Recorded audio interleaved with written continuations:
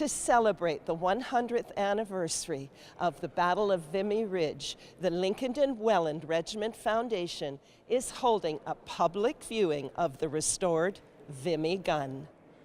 Today we're talking about the past, the present, and the future. The past is represented by the restoration of the Vimy Gun, which has taken about 8 years. A lot of citizens involved, both as donors, sponsors, workers, working kind, in order to put the gun back into the shape that you see it today. That's the past. Its short history has seen it in various locations. It's seen it at Vimy. It's seen it used as a war memorial at the village of Queenston. And now in the future, it will reside as basically the centerpiece to the new Niagara Military Heritage Center, which will be located on the old range grounds, just basically west of Niagara-on-the-Lake. Now, Doug, you know a lot about this gun. What would you like to tell us about its story? It was built in 1916 in Germany, and 1917 it was actually at the small town of Farbus, which is approximately a mile from Vimy Ridge.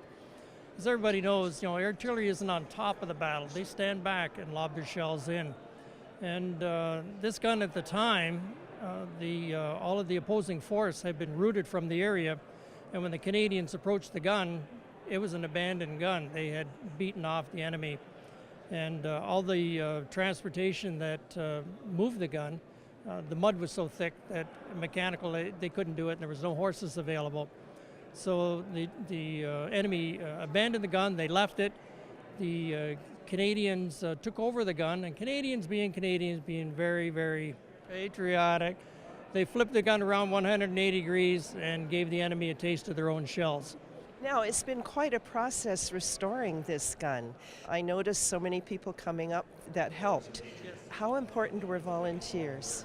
When we first took on this project several years ago, we figured that we would do it through private donation and do as much of it in-house as we could. And there was a lot of people, when they found out what we were doing, they just jumped at the chance to get on board with this gun. And we've really been helped out by a lot of companies. The storage of the gun, the movement of the gun, some of the parts, the paint for the gun, and the information on the gun. People have had fundraisers for the gun, and it's been a real joy working on this. We've really had a lot of fun. Gary, how proud are you to have this gun here in our area? Exceptionally proud. As I said, it will be taking front and center at the new Niagara Military Heritage Center, basically as our showpiece.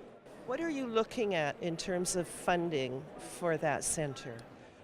Included in the $15 million cost, one is a 17,500 square foot display and artifact preservation and teaching center. The second is a building 10,000 square feet and will basically house a fleet of 48 military vehicles which have been restored. The third part is in relation to the past again. It's to preserve the last uninterpreted site from the Battle of 1812.